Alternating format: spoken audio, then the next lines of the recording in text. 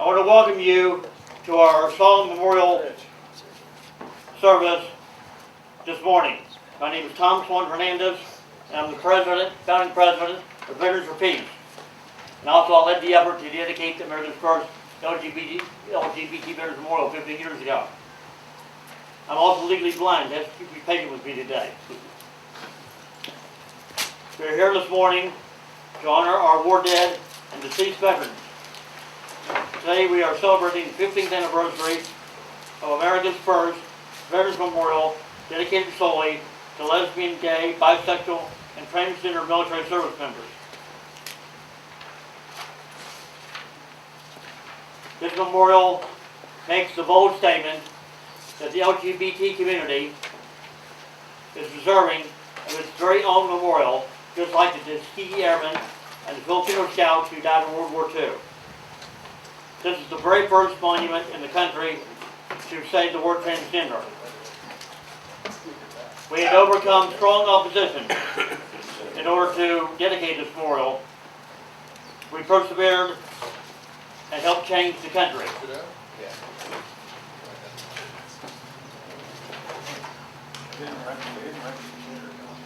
When we dedicated this memorial on May 27, 2001, there was a national news story. That was during the era known as Don't Ask, Don't Tell. In 2001, our critics like Rush Limbaugh and Michael Reagan said that gay veteran was an oxymoron. Now LGBT can serve openly in the military, and we have an openly gay Secretary of the Army.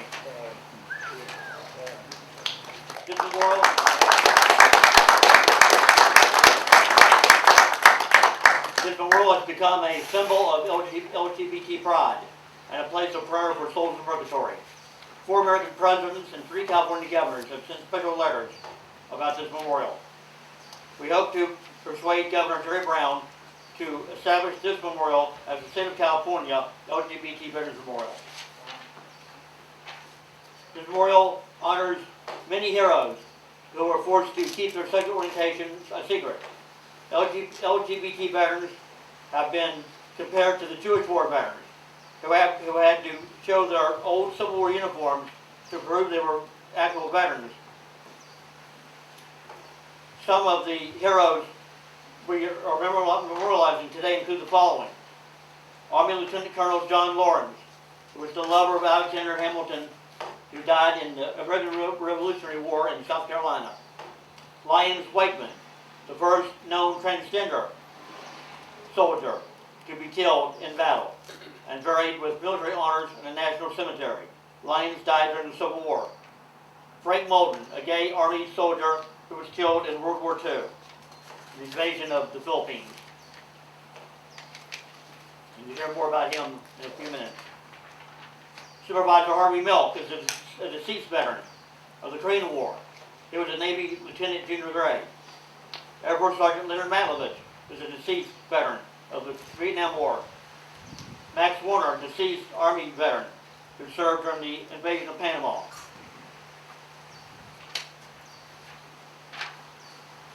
Navy sailor Alan Schindler, who was murdered for being gay in 1992 in Sasebo, Japan. Corporal Andrew Charles Wilford, 31, is believed to be the first gay U.S. soldier to die in battle since President Obama signed the repeal of Don't Ask, Don't Tell, the policy that gays in the military to hide their sexual orientation. He died in Afghanistan. And then Army Major Alan G. Rogers, who was gay and was killed in the Iraq War. The LGBT Veterans Memorial is a permanent monument that LGBT have served honorably in the military since our country was founded. I want to thank one of our co-sponsors, Alexander Hamilton Post 448 of the American Legion. That's their banner there, and they're in San Francisco, and they're named after Alexander Hamilton.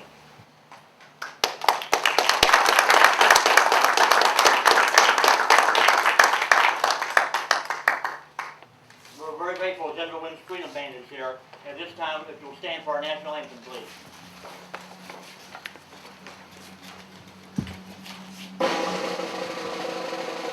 Thank you.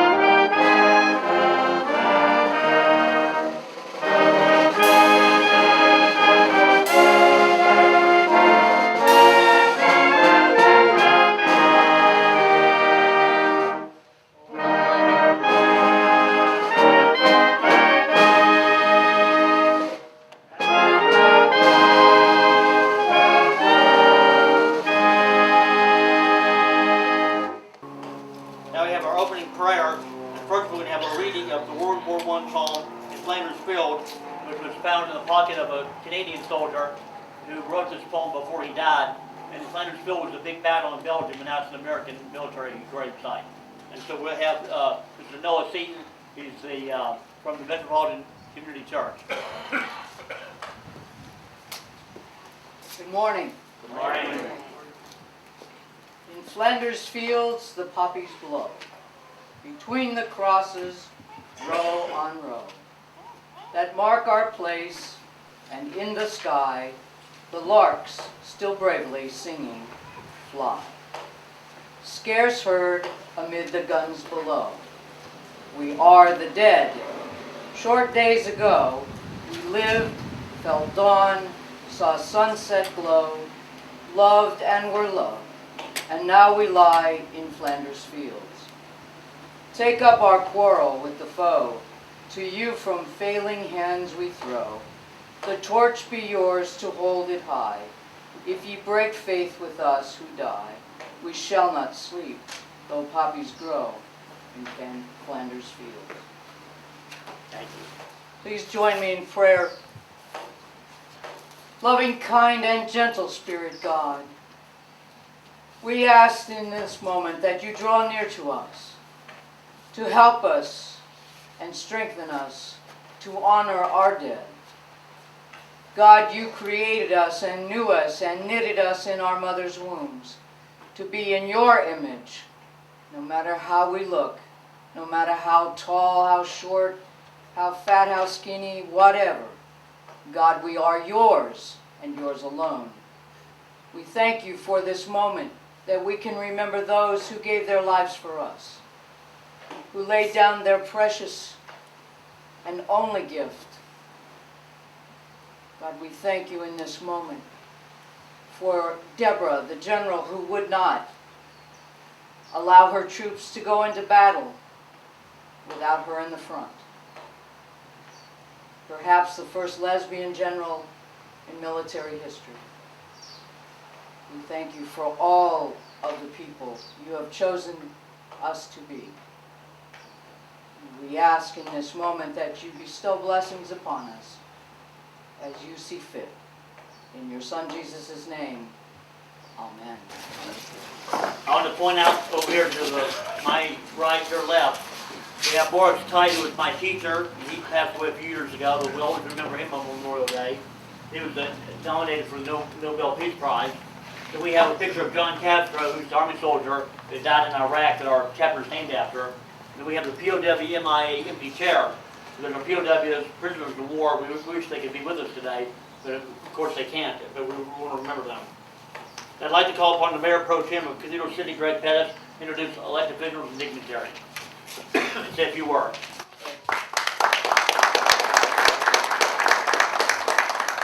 Actually, I'm going to make sure that what I would say is I'm going to let my mayor say it, because otherwise I'll pay for it later. But this is extremely important for the city of Cathedral City to have this monument here. Cathedral City not only has had a majority of LGBT members for over 15 years now on the city council, but we have also been in the forefront of making sure that the rights and responsibilities, protections for LGBT citizens have been there long before many other cities in Riverside County. I did want to introduce my colleagues. There's 4 of us here from the Cathedral City City Council. Mayor Stan Henry, Councilman Shelley Kaplan, Councilman John Aguilar, and then someone very important that you all need to remember in the next 2 weeks, our candidate for the State Assembly, Greg Rodriguez. Welcome, and thank you all for being here today. Now I'd like to have our mayor, wonderful mayor of Cathedral City, come forward. When he was police chief of Cathedral City, he was very close to the LGBT community. We're very grateful for his support. Mayor Stan Henry. Appreciate it. I've got to have my cheat sheet here so that I make sure that I get everything right and stuff. But as Tom mentioned and stuff, over 15 years ago, this memorial was in place here in Cathedral City at Desert Memorial Park. It's to honor, and it's dedicated to honor and service of the sacrifice that the gay servicemen and women have done over the several years in all of the wars. It's here in Cathedral City. As Tom mentioned, it is the first memorial of this type. This memorial so graciously symbolizes the men and women who are called upon by our nation to protect our freedoms here at home and abroad. It also proudly acknowledges the service to our nation and reminds us that gay soldiers have fought in all world wars, the Korean conflict, Vietnam War, and even the war against worldwide terrorism today. Many of the soldiers that this memorial represents could not openly pronounce their commitment to their partners due to social constrictions and laws. But society is less to do with the proven ability of these great soldiers.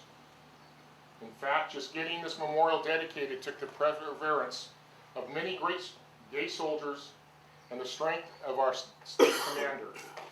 It took a coalition of gay and straight veterans, as well as civilians, coming together to fight a good fight. And you all know all too well that battles of good are often not easy, and many people will let you down along the way. But when you fight a fight that's on the right side of history, justice will, and as it did here, prevail.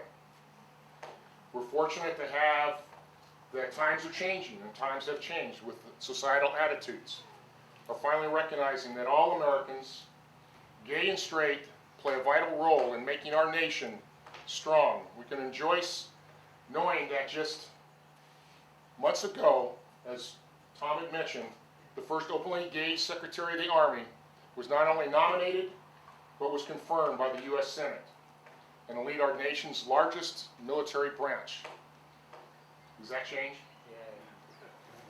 There's much to be celebrated on and honored today.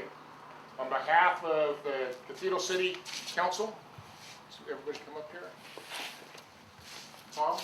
Thank you. We'd like to present you with a 15-year anniversary convention recognizing the pioneering work that's brought to light every day the service and memory of American soldiers who have just happened to be gay. Thank you very much. Thank you. This is a recognition.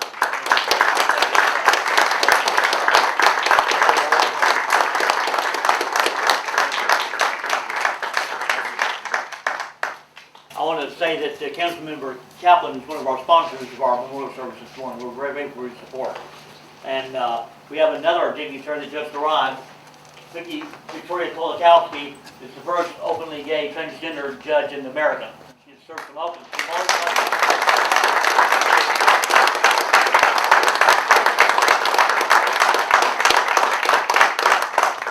As a reading of a letter from Governor Jerry Brown by Randy Shecker. It is my distinct honor and privilege to read a letter from the office of the governor of our great state of California. I am pleased to extend my greetings as you celebrate the 15th anniversary of the Lesbian, Gay, Bisexual, and Transgender Veterans Memorial.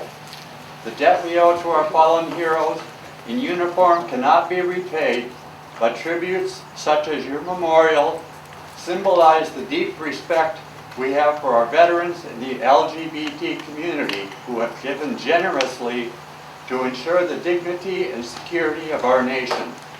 I offer my best wishes for a memorable event. Sincerely, Jerry Brown.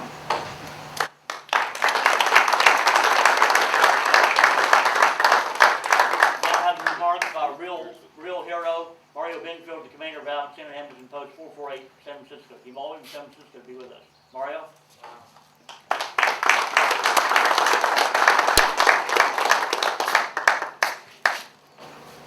Thank you very much, Tom.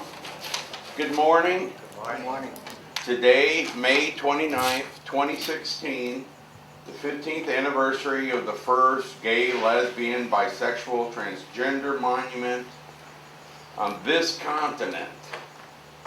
Erected and dedicated May 22nd, 2001.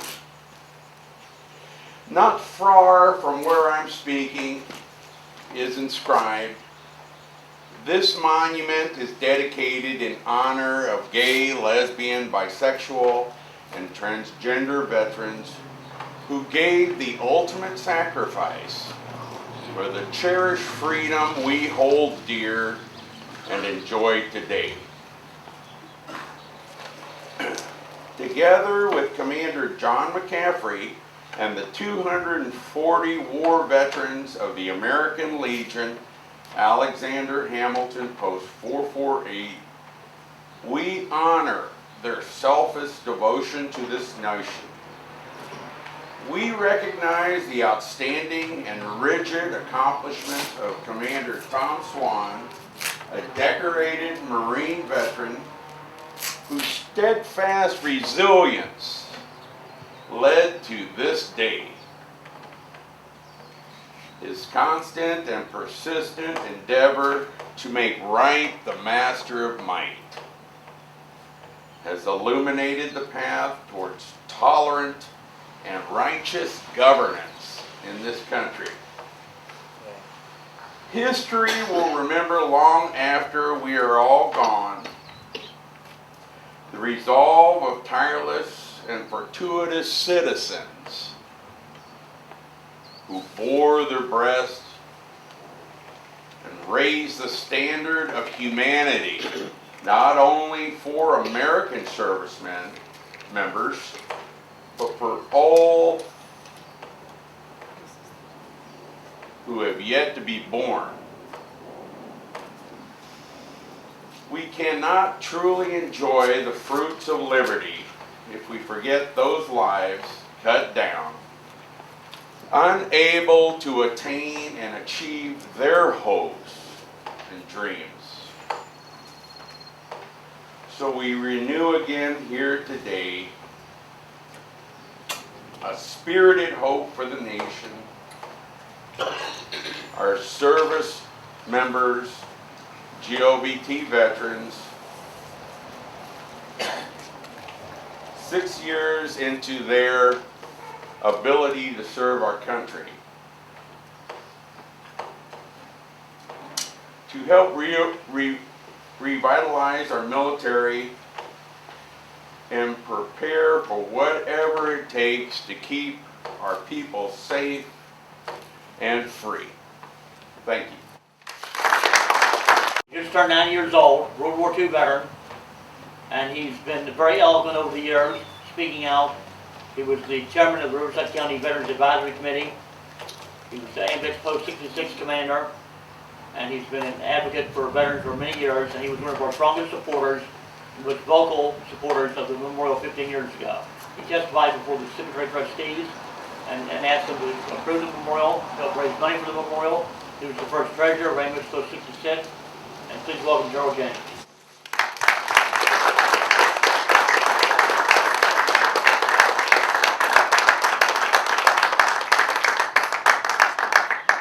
Good morning. Thank you for turning out on a Sunday morning. Especially, I'd like to say thanks to the band who had such a great feeling to the entire event. I'd also like to pay your attention to this gentleman with the straw hat sitting in the chair in the red shirt. That's a bona fide war hero from Vietnam, Charlie Chaplin, who's been very active.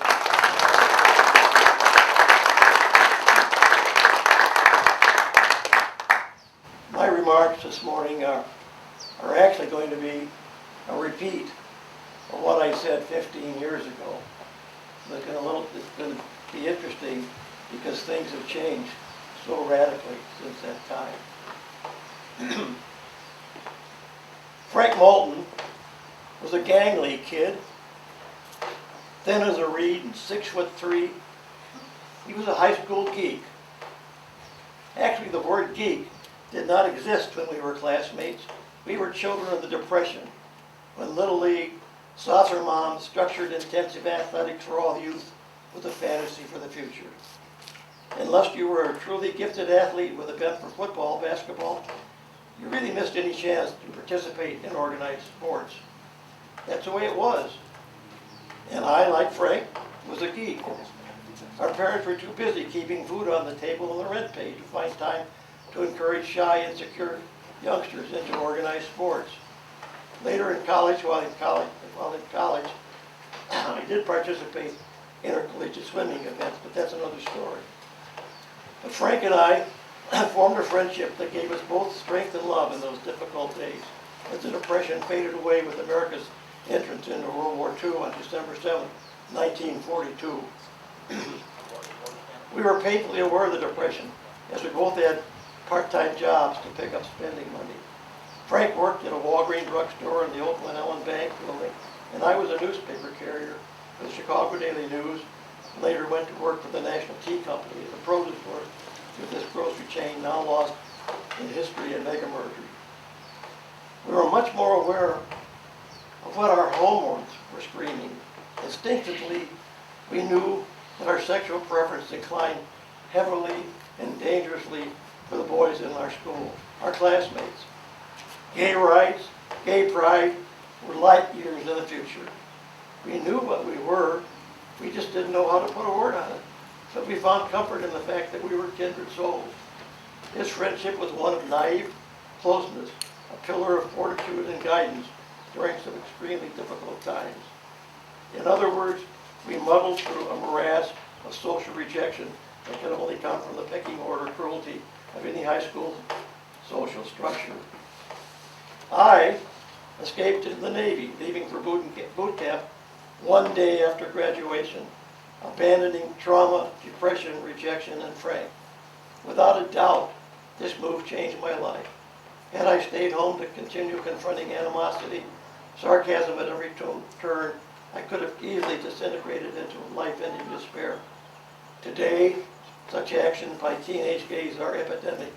But back then, my reprieve was the U.S. Navy. But what about Frank? After graduation, he continued working at Walgreens, got drafted in the Army, and late in 1944 was felled by a sniper's bullet on the island of Luzon in the Philippines, just a few short weeks before the war came to a victorious end. He was the only member of the Glenbard class of 44 to lose his life for his country. And he was gay. Who knows where his life may have led him.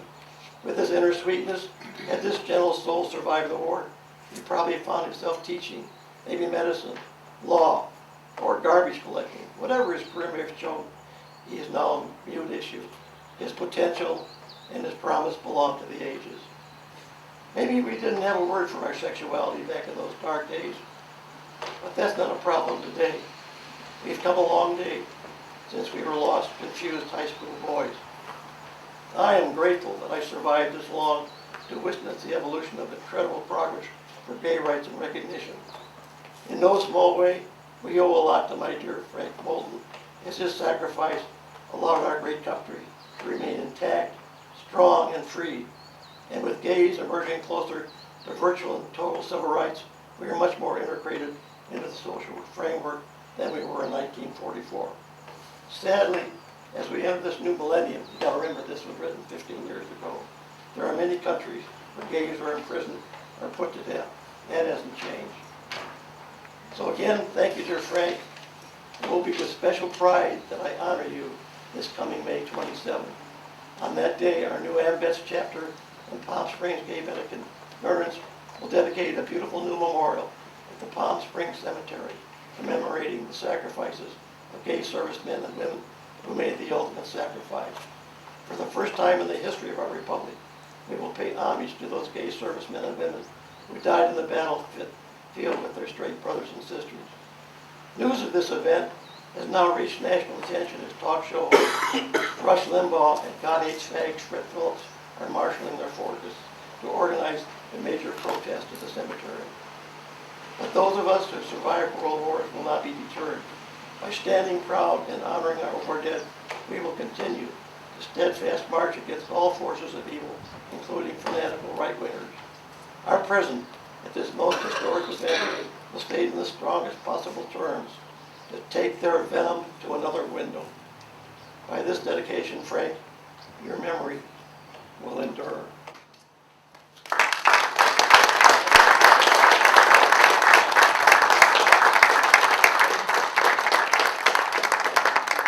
Our next speaker is a beloved author, member of our community. She wrote The Front Runner and other books, and she's been a tireless advocate for veterans. She helped us dedicate this memorial 15 years ago. We presented her with the Memorial Kite Peace Award a few years ago, and she's our keynote speaker. Please welcome Patricia Neal Warren, came from Los Angeles. Thank you for being here. Very special day.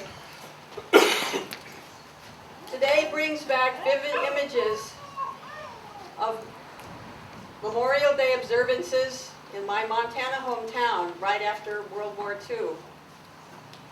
While the families convened in the Hillcrest Cemetery with boxes of flowers, the local veterans organizations convened on Main Street wearing their uniforms and carrying rifles.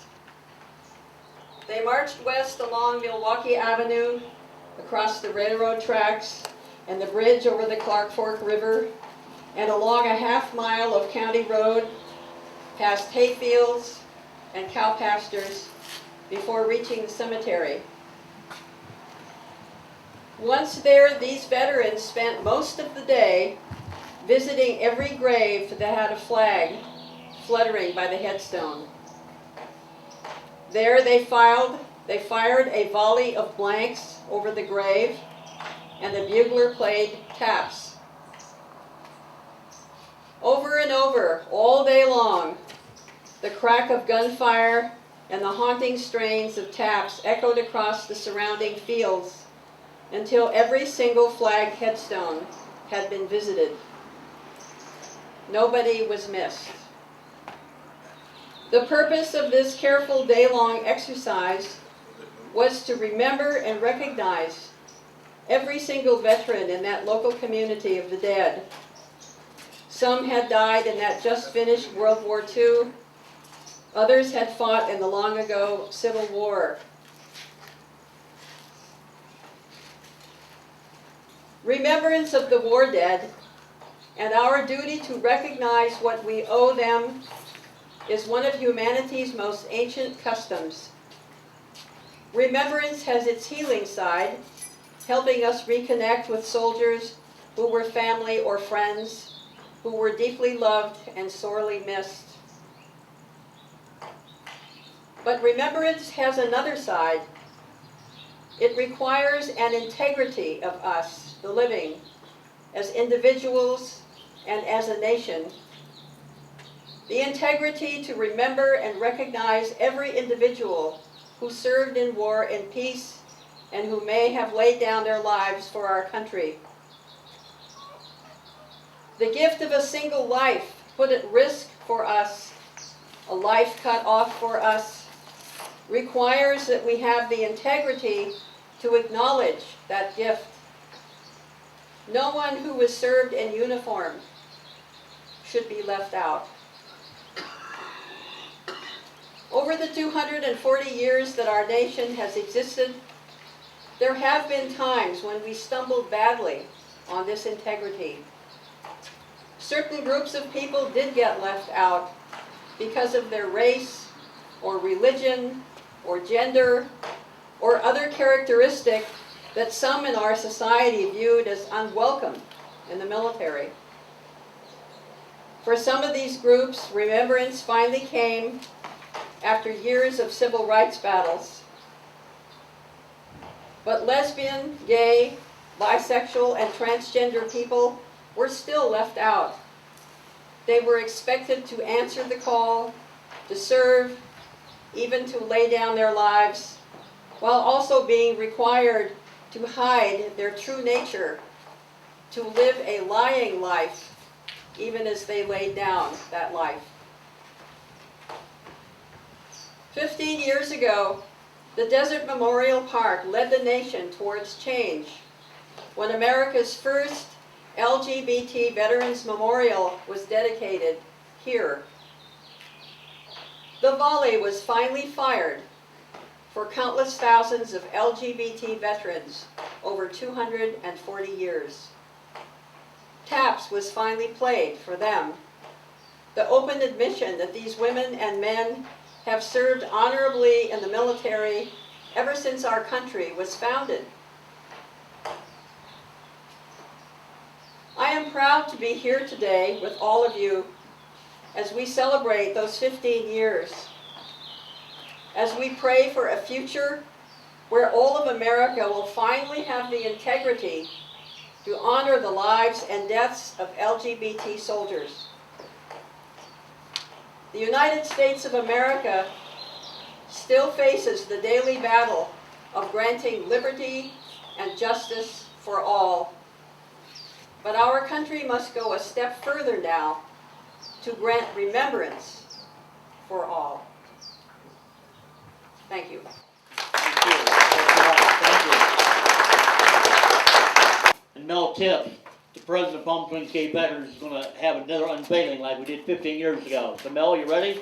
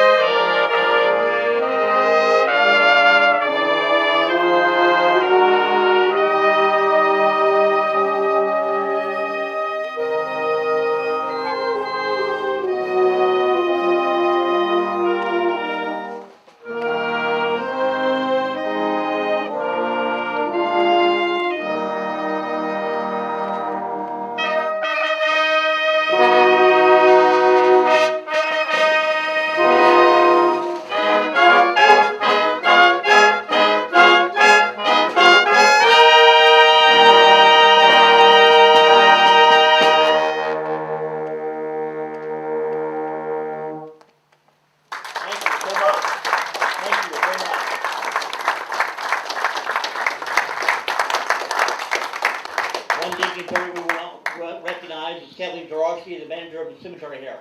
Cemetery district, Kathleen Dorowski. Thank you for coming. One of our veterans passed away within the last 12 months, Daryl Probst, and Lou Stewart's there to give a little short eulogy. Thank you, Tom. I don't know how many of you knew Daryl, but he was quite a character. I'm reminded that Woody Guthrie on his guitar wrote "This Machine Kills Fascists," referring to, of course, the Spanish Civil War and his own particular viewpoints. Daryl could have written the same thing on his Nikon camera.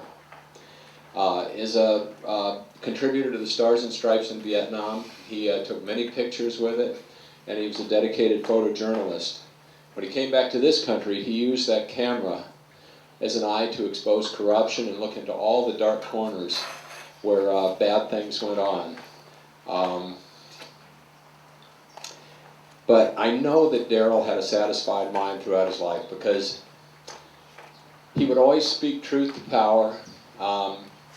He was never afraid to speak his mind, and I guarantee you, Daryl never bit his tongue. A great man has passed. Thank you. Daryl Probst.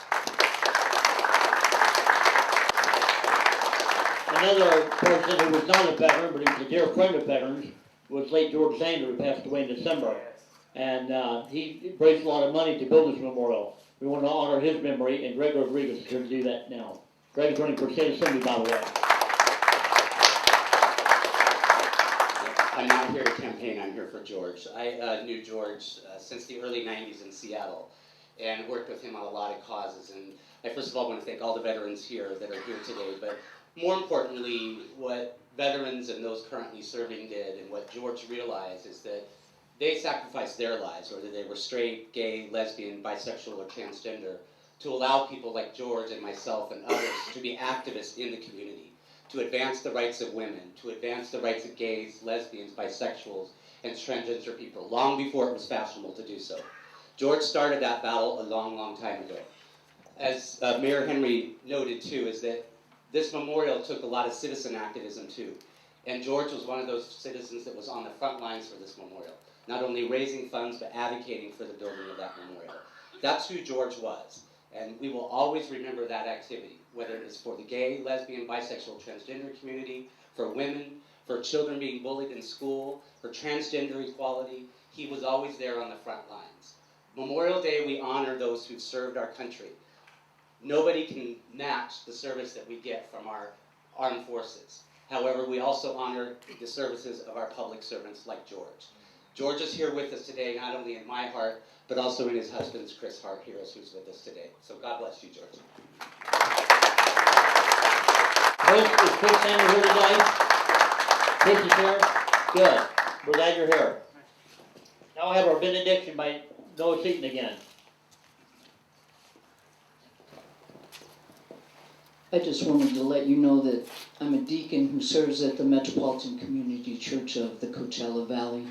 I am a United States Air Force veteran, and I am transgendered.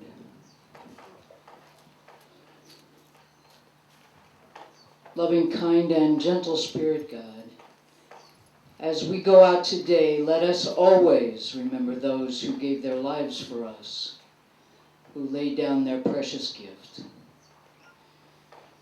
Let us always remember in our hearts those who fought the good fight against prejudice and who lost their lives because of it.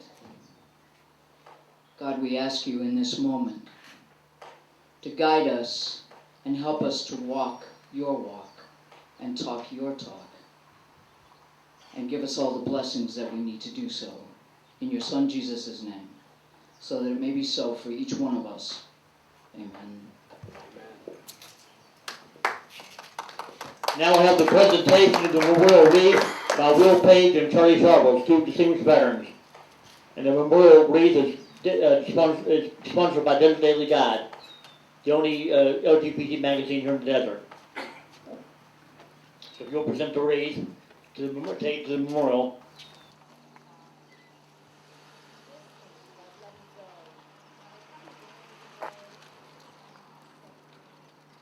When you were are lonely and sick of heart, go to the friends we know, and bury your sorrows in doing good deeds. Miss me, but let me go.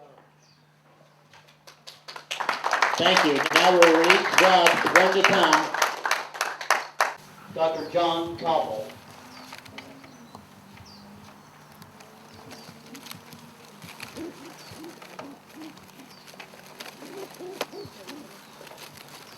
Will somebody be releasing it? Or? No, you release it.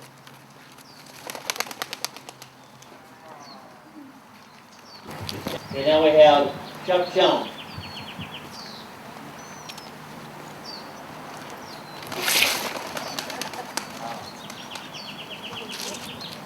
Now we have Luke Stewart doing it for Darryl Pro.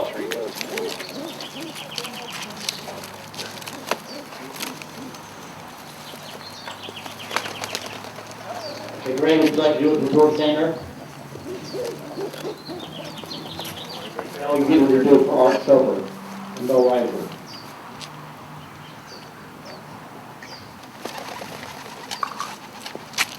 Okay, now we have Mel Pitt going to do for Art Stover and then one for Mel Reiser.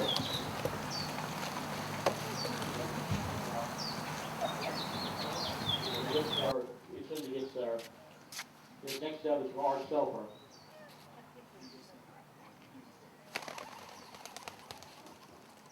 And then one for Mel Reiser. One more, Mel. One more, Mel. One more, Mel. You have a double duty. Mel Reiser. Sometimes we have to do it. We have Carol James doing one for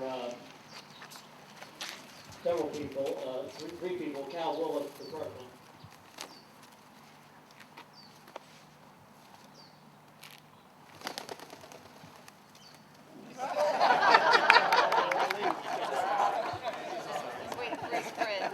And Army Lieutenant Leeper, Lieutenant Leeper.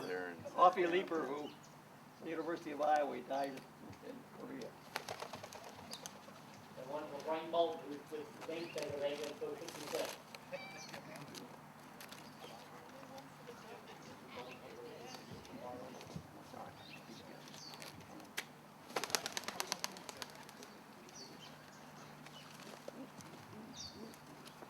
Mario Pinto will do one for Ray Aiken.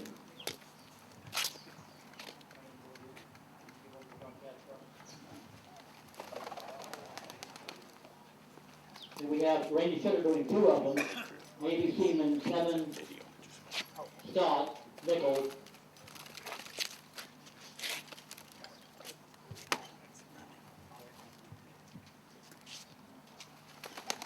And then for John Castro, the namesake of Veterans of Beach. Go away? Good. Okay, that was for John Castro. Okay, thank you.